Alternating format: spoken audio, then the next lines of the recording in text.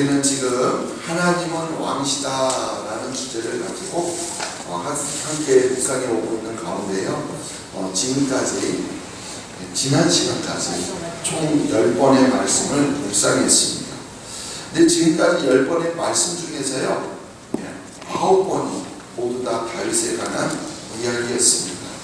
그만큼 다윗은 우리 신앙생활에 있어서 긍정적인 의미로나 또 부정적인 의미로 매우 중요한 본보기가 되고 있다는 뜻이겠죠.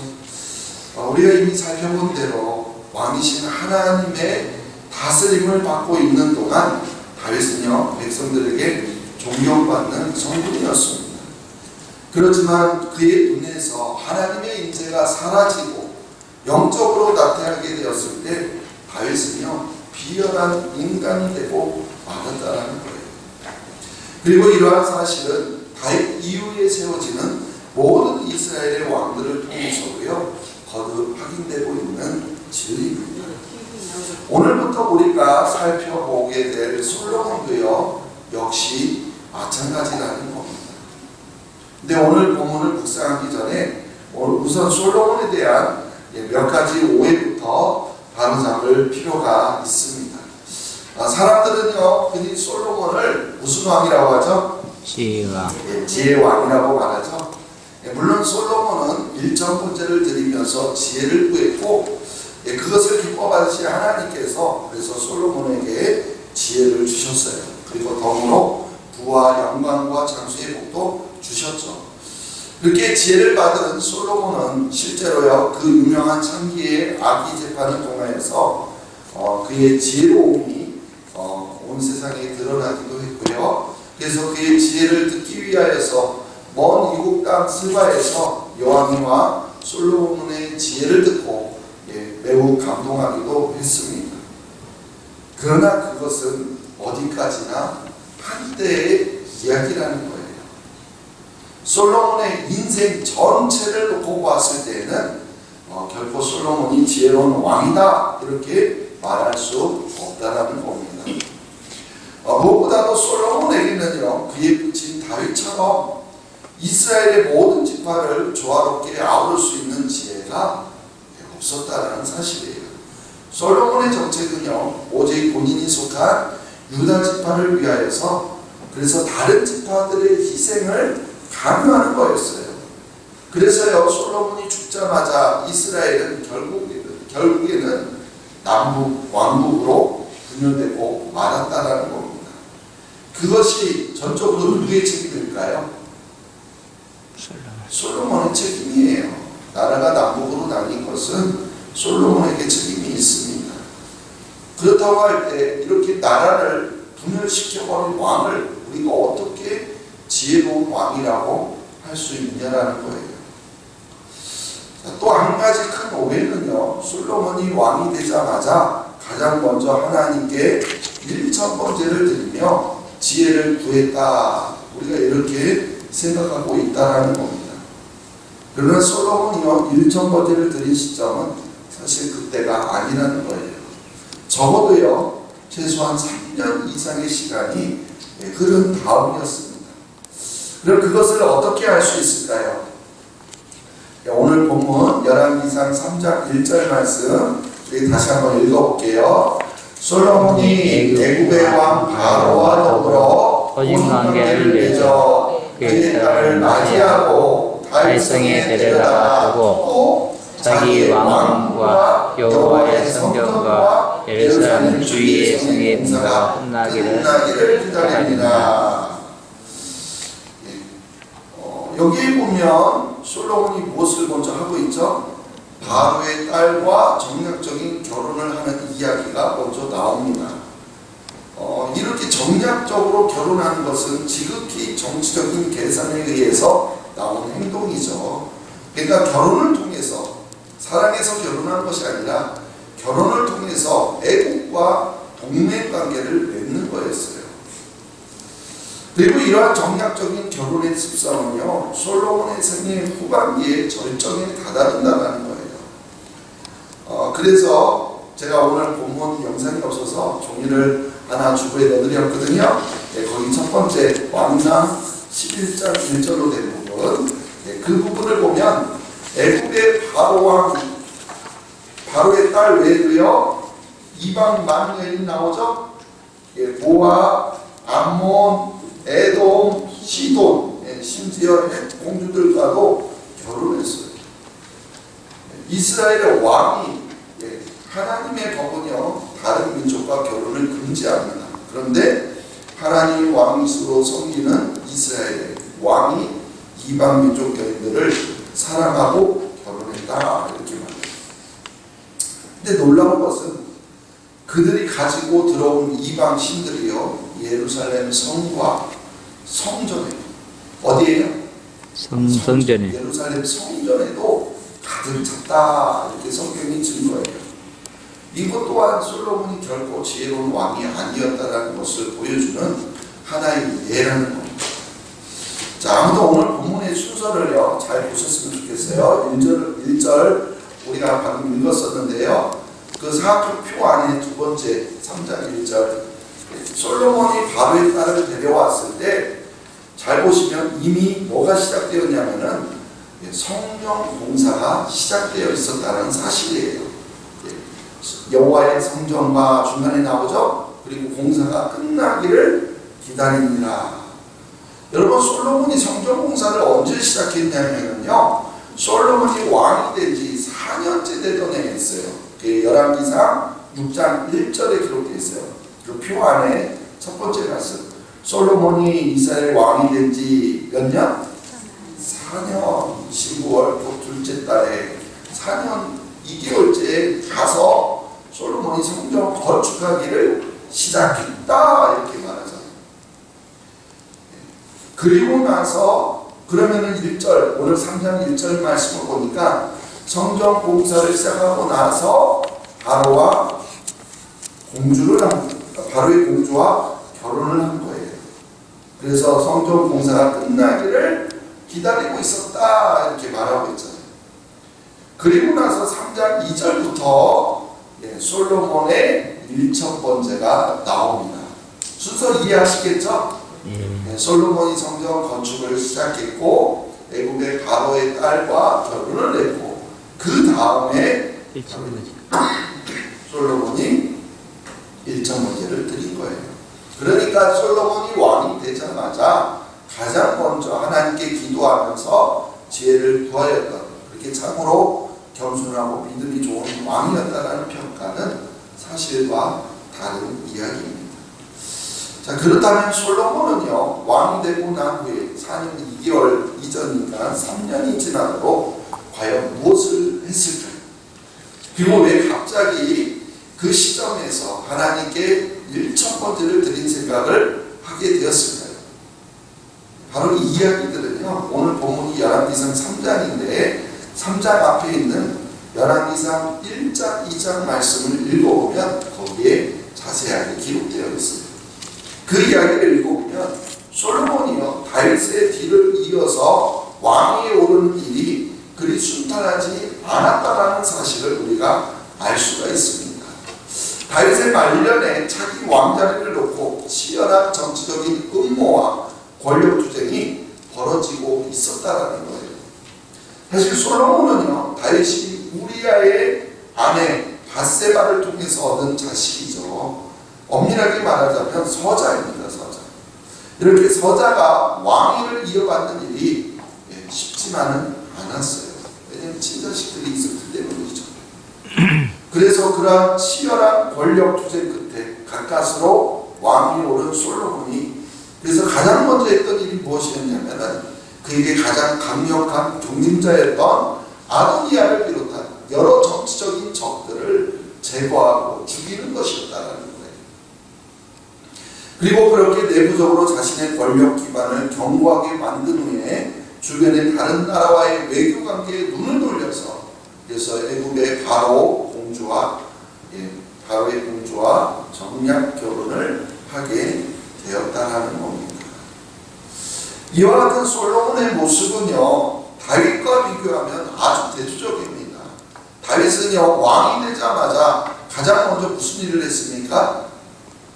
예루살렘을 새로운 수도로 정하고 그곳에 하나님의 인재의 상징 법궤를 모셔온 일을 했습니다. 그리고 그 일들은 철저하게 왕이신 하나님의 다스림을 염두에 둔 선택이에요. 이스라엘 다스리는 왕은 하나님이시다라는 것을 모든 백성들에게 보여주기 위해서 예루살렘을 새로운 수도로 정하고 그곳에 하나님의 인재의 상징인 법궤를 모셔왔다는 거예요. 그러나 이에 비해서 솔로몬이 가장 먼저 했던 일들은요, 지극히 세상적인 권력 투쟁과 피비린내 나는 숙청과 정략 결혼을 통한 외교 관계 수립이었다는 거예요. 그 어디에도 하나님을 향한 순수한 신앙적인 동기를 찾아볼 수가 없습니다. 그러다가 갑자기 이제 오늘 본문에 와서 솔로몬은 하나님께 일정 번제를 드릴 생각을 하게 된 겁니다. 그렇다면 그 이유가 무엇일까요? 오늘 본문 말씀 3절 4절 말씀 같이 한번 읽어볼게요. 우리 본문 3절 4절 이제 뒷면으로 넘기시면 돼요. 뒷면 종이 뒷면 3절 4절 읽어보겠습니다. 솔로몬이 여호와를 사랑하고 그의 아버지 다윗의 법도를 행하였으나 산당에서 제사하며 분향하더라. 이에 왕이 제사하러 기본으로 가니 거기는 산당이 흠이라. 솔로몬이 그 제단에 일천 번제를 드렸더니. 아멘. 여기를 보니까 솔로몬이 그의 아버지 다윗의 법도를 행하였다 이렇게 말합니다. 그러니까 기브온으로 가서 번제를 드린 것은 다윗이 솔로몬에게 가르쳐준 법도였다. 그리고 그것을 시행한 것이다. 이렇게 이야기하는 거죠. 자, 그렇다면 왜 하필 기브온이었을까요? 네? 예루살렘 성전도 있고 거기에 하나님의 인재 상징인 법궤도 있는데 왜 기브온이었을까? 왜냐하면 거기에는 모세가 광야 생활을 할 때 만들었던 성막이 있었기 때문에 다윗이 예루살렘으로 법궤를 옮겨올 때 성막은요 사실 함께 옮겨오지 않았습니다. 그 이유가 다윗이요 성막이 기본에 있었다는 것을 몰랐기 때문은 아니에요. 아마도요 다윗은 곧바로 성전 건축을 진행할 계획을 가지고 있어서 그래서 성전 건축하면 그곳에 법궤를 모실 생각을 가지고 있었기 때문에 성막을 예루살렘으로 가지고 오지 않고 그대로 기브온에 놔뒀던 것으로 여겨집니다. 하지만 다윗은요 기브온으로 제사장들을 보내서 그곳에 성막이 있었으니까 그래서 번제를 바치도록 했다라는 거예요. 그 말이 역대상 16장 39절에 있습니다. 한번 읽어볼까요? 두 번째예요. 제사장 사독과 그 형제 제사장들에게 기브온 산당에서 여호와의 성막 앞에 모시게 하여. 이렇게 다윗은요 기브온의 제사장들을 보내서 성막 앞에 하나님 앞에 제사를 드렸음을 알 수가 있습니다. 자, 그래서 솔로몬이 지금 이렇게 기브온에 가서 번제를 드리며 예배한 것이 사실 이번 처음이 아니었을 거예요. 그러나 분명한 것은 왕이 된 후에 솔로몬이 가장 먼저 선택한 일이 하나님께 예배한 것은 아니었다라는 사실이에요. 솔로몬에게 있어서 예배한 일보다 다른 일들이 더 중요했다라는 겁니다. 그리고 그런 일들을 하느냐고 바쁘게 지내서 하나님 앞에 제대로 예배를 드리지 못했었다라는 겁니다.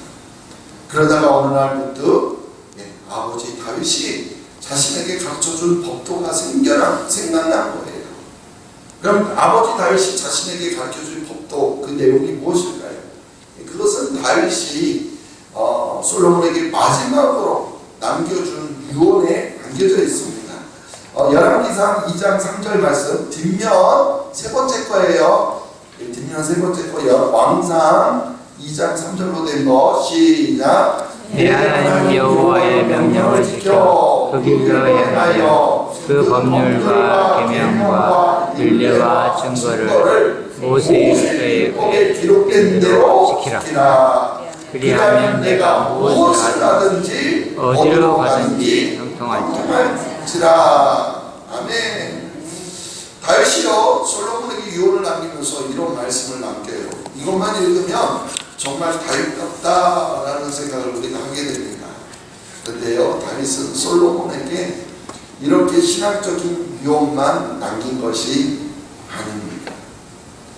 계속해서 열왕기상 2장 3절 말씀, 2장을 계속 그 뒤어서 읽어보면 다윗의 명령을 어겼던 요압을 처분하라는 것, 그리고 다윗이 예루살렘에서 철수할 때 그를 저주했던 시므이를 반드시 죽여야 한다는 말, 바로 이런 말들을 더 길게 하고 있다는 거예요.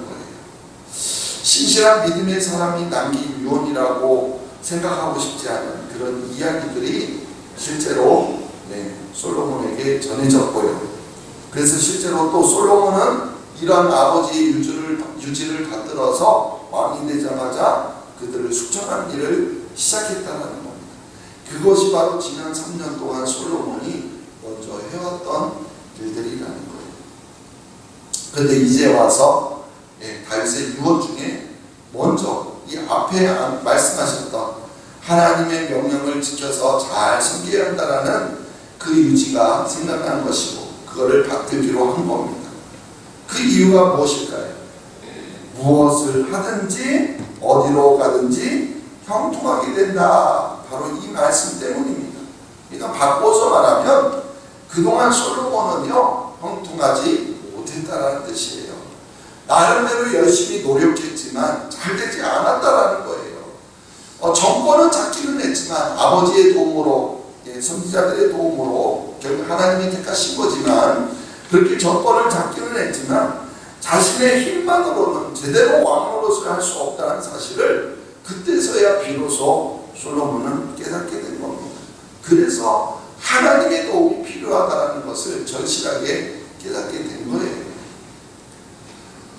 사실 지금까지 제가 말한 이 이야기들은요, 우리가 솔로몬에 대해서 지금까지 생각해왔던 내용과 다른 이야기일 수도 있어요. 그렇죠? 여러분이 알고 있었던 것과 조금 제가 다르게 이야기한 것 같아요. 그렇지만 한 가지 분명한 것은 있어요. 솔로몬의 1,000번째는 하나님을 향한 순수한 사랑이나 헌신의 동기를 가지고, 그건 맞아요. 그 동기는 맞는데 왕이 되자마자 가장 먼저 선택한 일은 아니다라는 거예요. 그거는 확실합니다. 무슨 말인지 아시겠죠? 솔로몬이 처음부터 하나님 앞에 1,000번째를 드린 것은 아니었다. 그리고 이 1,000번째에 대해서도요, 역시 많이들 오해합니다. 솔로몬의 1,000번째를요, 1,000번의 번째, 즉 1,000번의 예배로 생각하는 분들이 있는데 그것이 아니에요. 역대하 1장 6절 말씀을 보면은요, 1,000번째란 1,000마리의 희생 제물의 번제를 의미해요. 1,000마리. 그러니까 1,000번이 아니라 뭐라고요? 1,000마리. 1,000마리예요. 1,000마리. 물론 한꺼번에 1,000마리의 희생 제물을 바친 것은 아니었을 겁니다. 실제로 1,000마리를 한꺼번에 잡을 수 있는 장소도 없어요. 한꺼번에 드릴 재단도 없어요.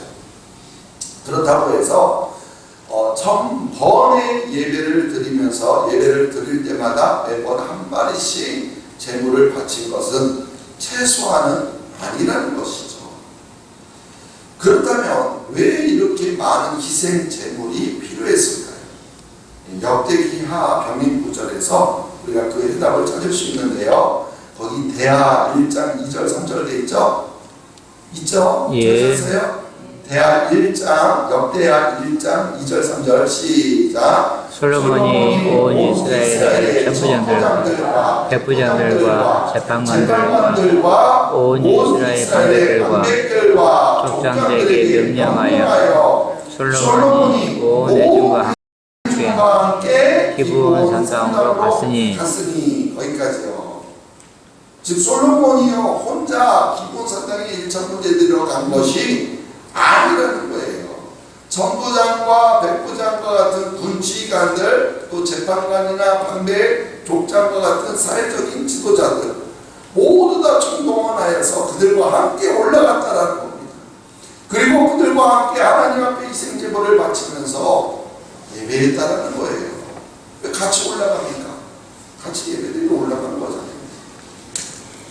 아마도 이전에는 한 번도 이처럼 백성들의 지도자들과 함께 예배를 드린 적이 없었는데 아마도 이번에는 특별하게 큰 마음을 먹고 모든 지도자들 온 회중과 함께 같이 올라갔다라는 거예요. 자, 여기에서 우리는 그럼 다시 한번 1000번째, 1000이라는 건 1000번이 아니라 1000마리라고 그랬죠. 1000마리 이생으로 드린 번제에서 그럼 1000마리는 알겠는데 그 다음에 번제, 이 번제라는 제사의 성격에 대해서 우리가 좀 알아볼 필요가 있습니다. 번제라는 것은요, 소나 양이나 염소를 죽여서 그 피를 제단의 사방에 뿌리고요, 그리고 그 제물, 번제물을 가죽을 벗겨서 밥을 떠서 그 제단, 번제단 위에 올려놓고 불로 완전히 태워 하나님 앞에 드리는 제사가 번제입니다. 이런 번제의 목적은요, 뭐냐면은 속죄예요, 속죄. 뭐라고요? 속죄. 속죄, 죄를 속하는 거. 그렇게 번제물을 드리는, 그래서요, 번제물을 드리는 사람이요, 그 번제 제물의 머리에, 짐승의 머리에 먼저 안수를 하고 죽이게 되어 있어요. 안수를 하는 이유가 뭡니까? 자기 죄를 죄를 전가. 짐승에게 전가시키는 거예요. 그렇게 함으로써 자신의 죄를 속죄하려는 겁니다. 자, 그렇다면 솔로몬이요, 하나님께 번제를 드린 이유는 무슨 이유겠어요? 네, 그거예요. 자신의 죄를 속죄하기 위해서 번제하러 하나님 앞에 예배드리러 기본 상담으로 간 거예요. 그가 왕이 된 이후에 얼마나 많은 사람들의 생명을 빼앗았는지 모릅니다. 그래서 그 죄를 속죄하려고 그렇게 예배드리러 간 거일 수도 있어요. 그러나 이제 솔로몬이 누굽니까? 이스라엘의 왕이잖아요, 왕. 예, 그렇기 때문에 이스라엘의 모든 백성들을 위하여, 그래서 솔로몬과 함께 그 예배에 참여한 모든 지도자들과 함께 1000마리의 생제물을 하나님 앞에 드리며 이스라엘 백성들의 죄를 사해달라고 하나님 앞에 예배를 드린 겁니다. 아멘. 아멘. 그래서 많은 제물에, 많은 희생제물이 필요하게 되었던 것임을 우리는 알 수가 있어요. 근데요, 이 1000번제라는 제목으로 헌금을 하게 하는 교회들을 종종 보게 돼요. 솔로몬이 1000번제를 드린 것처럼 매일 헌금을 드리면서 전일 기도를 하면 하나님께서 소원을 들어주신다라고 가르친다는 거예요. 여러분, 물론 1000일 동안 하루도 빠지지 않고, 1000일이면 3년이잖아요. 하루도 빠지지 않고 매일 예배하고 헌금을 드리면서 기도하는 그 정성과 믿음은 정말로 대단해요. 우리가 그 정성을 결코 뭐라고 할 수가 없습니다. 네. 훌륭한 믿음이에요. 근데 문제는요, 그것이 성경적인 가르침은 아니라는 거예요. 얼마든지 하셔도 좋아요. 그러나 그거 뭐라고요? 성경에서 소원을 이루기 위한 헌금은 아니라는 거예요. 성경에서 말하는 번제는 무엇인가 원하는 것을 이루기 위한, 즉 소원 성취를 위한 제물이 아니라는 겁니다. 솔로몬은 자기의 소원을 성취하기 위해서 지금 1000번제를 드리는 것이 절대 아니에요. 오히려 번제를 드리면서 솔로몬이 어떤 마음으로 지금 번제를 드리고 있겠습니까? 자신의 죄, 이스라엘 백성들의 전체의 죄를 사해달라는 그런 간절한 마음, 오히려 소원이 있다면 그게 소원이 아니겠습니까? 게다가 솔로몬의 1000번제는 솔로몬 혼자서 1000년 동안 1000번의 예배를 드리면서 바친 예물이 아니라고 했죠. 그 자리에 참여한 모든 지도자들이 다 함께 모든 백성들을 대신하여 하나님께 바친 희생 제물이었다는 거예요. 자, 그렇다면 여기서 또 하나, 솔로몬이 이러한 번제, 1000번째, 이러한 예배를 생각하게 된 동기가 무엇이냐는 거예요. 왜 3년이 지나서, 3년이 넘게 지나서 이제 와서 갑자기 이렇게 모든 지도자들과 함께 하나님 앞에 예배드릴 생각을 했냐는 거예요. 충분히 짐작할 수 있지 않겠습니까? 지난 3년 동안 솔로몬이 이스라엘을 다스리면서 자신의 분명한 한계를 알았기 때문입니다. 한 나라의 왕 되기에 자신이 얼마나 부족한 존재인지 스스로 깨닫게 된 겁니다. 그 얽히고 설킨 문제들을 풀기 위하여서 백성의 지도자들과 함께 이스라엘의 진정한 왕이신 하나님 앞에 겸손하게 엎드리게 된 거예요. 늦었지만, 먼저는 아니지만 그래도 이제라도 하나님께 예배하며 하나님의 도우심을 간구하게 되었다는 겁니다.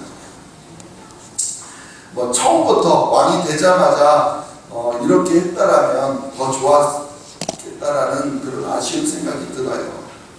왕이 되자마자 겸손하게 하나님의 도우심을 구했다면 그때 하나님이 지혜를 주시지 않았을까? 왜냐하면 하나님 솔로몬을 사랑했거든요. 그를 택해서 왕이 될 자격이 없지만 왕이 되게 하셨잖아요. 그래서 먼저 하나님을 찾았다면 먼저 하나님께서 더 기뻐하셨을 겁니다. 그런데요, 성경은 이렇게 조금이라도 늦었지만 솔로몬의 1천 번째에 대해서 뭐라고 평가를 하고 있냐면은 3절 말씀을 보면 오늘 솔로몬이 여호와를 사랑하고 그의 아버지 다윗의 법도를 행하였다 이렇게 말합니다.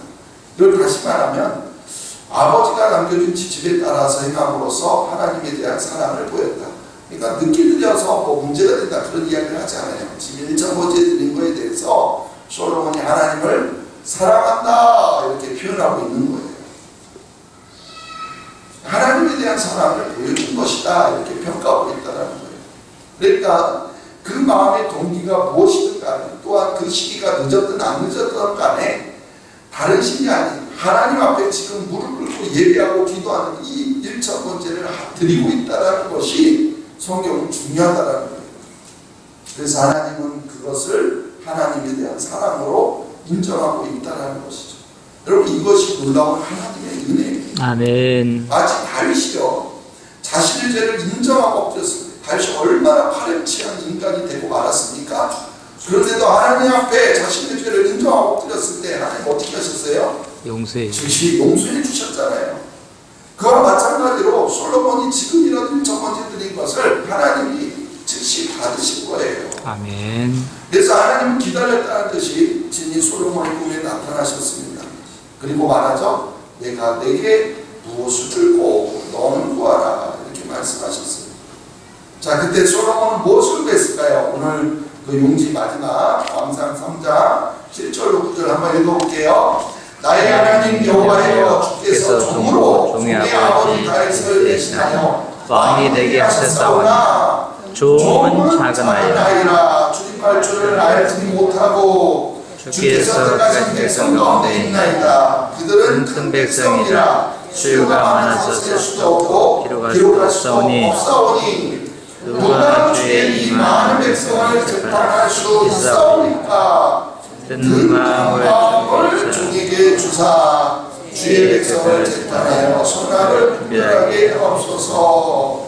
아멘. 무엇을 줄고 하나님 말할 때 뭐를 달라고 말해요? 듣는 마음을 종에게 주소서 이렇게 말해요. 자, 근데 먼저 앞에 솔로몬은요, 종은 작은 아이라서 출입할 줄을 알지 못하고 이렇게 고백하죠. 바로 이 고백을 통해서 지금까지 솔로몬이 얼마나 어려움을 겪어왔는지 충분히 이해가 된다는 거예요. 여기서 출입할 줄 알지 못한다 이 말은요, 나는 아직 나가고 들어오고 하는 처신도 제대로 할 줄 모른다 이런 말이에요. 나가고 들어오고 하는 처신도 제대로 할 줄 모르는 그런 작은 아이 같습니다라고 고백하고 있는 거예요. 이 말은 지난 3년 동안 왕으로서 나름대로 최선을 다해서 나라를 세워가려고 했는데 아무리 여러 일을 해봐도 자신이 얼마나 부족한지 오히려 그거를 이제서야 깨닫게 되었다라고 고백하고 있는 겁니다. 그러면서 하나님이 내게 무엇을 들고 너는 말할 때 뭐를 구해요? 듣는 마음을 구하고 있는 거예요. 여기에서 듣는 마음이란 이해할 수 있는 마음을 말하며 옳고 그름을 분별할 수 있는 능력을 말합니다. 그렇지 않아요? 우리가 잘 들어야만 이해할 수가 있는 거예요. 잘 들어야만 우리는 잘 판단할 수 있는 거예요. 자, 그렇다면 우리는 무엇을 잘 들어야 할까요? 왕은 무엇을 잘 들어야 할까요? 왕은 무엇을 잘 들어야 할까요? 백성들의 말을 잘 들어야겠죠. 민심을 잘 듣고 잘 파악해야 돼요. 그러나 그보다 먼저 우리가 잘 들어야 할 것이 있습니다. 바로 하나님의 말씀입니다.